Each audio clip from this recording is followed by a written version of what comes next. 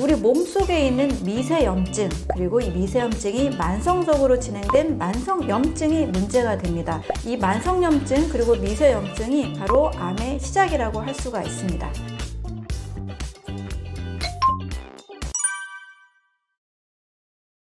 염증은 일단 5가지 우리 몸의 장애를 수반합니다. 일단 열이 나고요, 통증이 생기고, 또 빨갛게 부어오르고, 또 그 주변이 굉장히 붓고, 그 부분의 기능장애라는 5가지 증상을 수반합니다.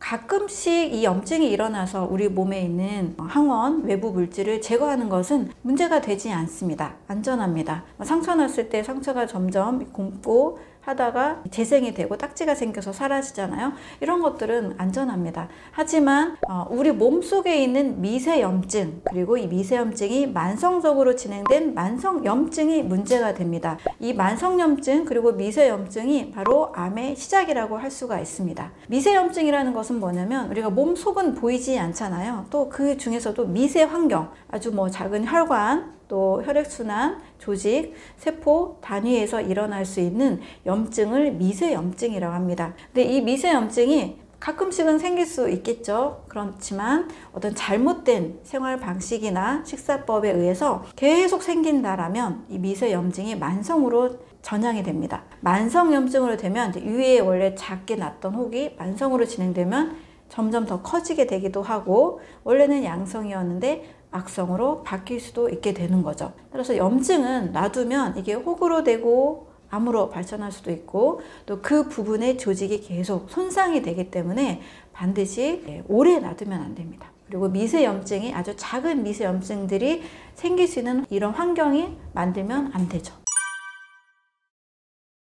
살찐 분들의 공통점 중에 사실 염증이 많습니다. 반대로 이야기하면 아무리 적게 먹고 또 운동을 해도 살이 안 빠진다, 이런 분들이 계세요. 그분들이 정말 합리화하려고 하는 변명이 아니고, 저는 이걸 의학적으로 말씀을 드리면, 염증이 많은 몸에서는 사실 지방대사가 잘 이루어지지 않습니다. 살이 잘 안 빠집니다. 살찐 분 중에 살이 잘 안 빠진다, 뭘 해도 안 빠진다, 이런 분들은 반드시 염증 치료부터 해야만 몸이 이제 건강해지면서 살이 빠질 수 있습니다. 저는 이제 비만은 질병이라고 이제 많이 이야기를 하시는데요. 비만이 질병인 또 다른 이유는 바로 몸에 염증이 많은 상태가 되기 때문입니다. 비만하면 지방세포의 사이즈가 커진 거잖아요.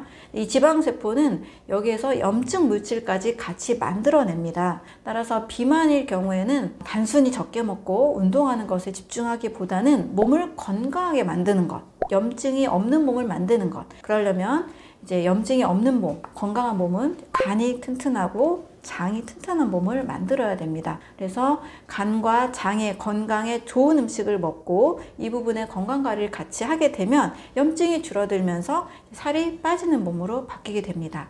왜 염증이 많으면 살이 안 빠질까에 대한 또 다른 이유는, 우리 몸은 살아있는 것을 더 중요하게 여깁니다. 생명을 유지하는 것을 첫 번째로 여기지 한가하게 이제 지방을 태우는 부분에 더 집중하지 않는다라는 거예요. 생명을 지키기 위해서 염증이 많은 몸은 일단 염증을 없애기 위해서 계속 몸은 노력을 합니다. 원인 되는 물질들을 계속 제거하려고 하기 때문에 첫 번째가 살기 위한 반응, 염증 반응. 두 번째가 이제 지방을 분해하는 반응으로 두 번째로 이어지게 됩니다. 따라서 비만과 염증, 비만하면 염증이 많은 몸이라는 걸 알 수 있고, 염증을 해결해야 살이 빠질 수가 있습니다. 염증이 많은 몸은 몸에서 지금 전쟁이 일어나고 있기 때문에 굉장히 피곤합니다. 요즘 만성 피로다라는 말을 사실 달고 사시는 분이 너무 많잖아요. 오히려 어떻게 안 피곤할 수 있어? 라고도 물어보는데, 저는 지금 이 순간도 전혀 피곤하지 않고 아침에 일어날 때도 피곤함 없이 일어납니다. 물론 이제 제가 자야 되는 잠을 잘 자고 여러 식사법과 다양한 활동들, 운동도 같이 하고 있기 때문인데요. 피곤한 것이 너무 당연하게 여겨진 세상이 돼버린 것 같아요. 바로 피곤하다는 것은 몸에서 에너지를 뭔가 계속 많이 쓰고 있다는 거고, 그 쓰고 있는 것 중에 하나가 독소를 제거하기 위한 염증 반응이 굉장히 많이 일어나고 있다는 뜻입니다. 그래서 면역력이 떨어지면 저는 내가 피곤한지부터 점검하세요 라고 꼭 말씀을 드립니다. 그래서 염증이 많은 몸은 일단 굉장히 피곤하고 에너지가 굉장히 부족합니다. 네, 어떤 사람은 하루에 12시간, 16시간가량 활동할 수 있는 체력이 있는 반면 어떤 사람은 2-3시간 단위로 쉬어야만 일상생활도 굉장히 힘든 분들이 계시잖아요. 이렇게 일상생활이 굉장히 힘든 에너지가 줄어드는 형태로 나타나게 됩니다. 또 쉽게 감기에 잘 걸리는 것도 하나의 그 염증이 많은 몸으로 볼 수가 있겠죠. 수면 장애도 있을 수 있고요. 또 심리적으로도 불안한 마음이나 또 굉장히 산만한 상태, 정신적으로도 이런 것도 같이 올 수가 있습니다. 일단 몸 상태가 내가 컨디션이 매일 피곤하고 매일 에너지가 좀 딸리고 쉽게 상처가 나도 잘 재생이 되지 않거나 뭔가 불편한 증상이 있다. 그러면 염증을 의심해 볼 필요가 있습니다. 혈액 검사를 하게 되면 CRP라고 해서 C 반응성 단백질이라는 성분이 나오는 경우가 있습니다. 모든 혈액 검사가 아니고 조금 더 자세한 혈액 검사를 했을 때 CRP 수치가 나오는데요. 이게 바로 내 몸의 염증 수치를 나타내는 지표가 됩니다. 그래서 혈액 검사를 통해서도 염증이 많은 것을 확인할 수가 있고, 그 전에 내가 피곤하다는 증상, 감기 잘 걸리고 무기력하는 이런 증상을 통해서도 염증이 많다는 것은 쉽게 확인할 수가 있습니다.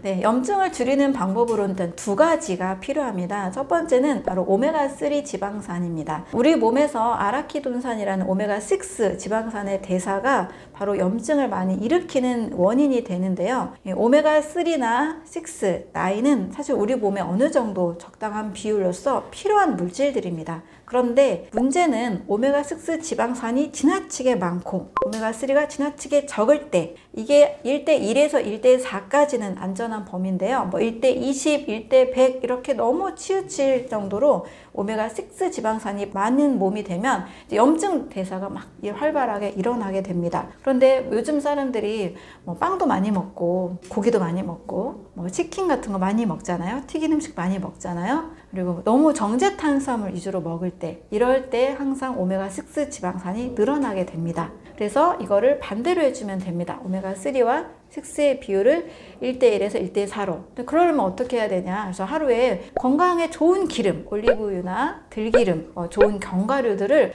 반드시 먹어야 되는 이유가 됩니다. 첫 번째, 오메가3 지방산을 많이 섭취하는 몸을 만들면 염증이 줄어듭니다. 두 번째로는 식물 영양소, 파이토케미컬이라고 하는 식물 영양소예요. 식물 영양소는 다양한 색깔의 과일과 채소에 들어있죠. 노란색, 주황색, 빨강색, 보라색, 이런 다양한 과일과 채소에 들어있는 성분들인데요. 이런 성분들은 이미 많은 화학자들, 영양학자들, 제약회사에서도 항암 성분, 항염 성분으로 다루고 있습니다. 많은 사람들이 포도의 레스베라트롤, 보라색, 심혈관 질환 예방한다 이렇게 알고 계시잖아요.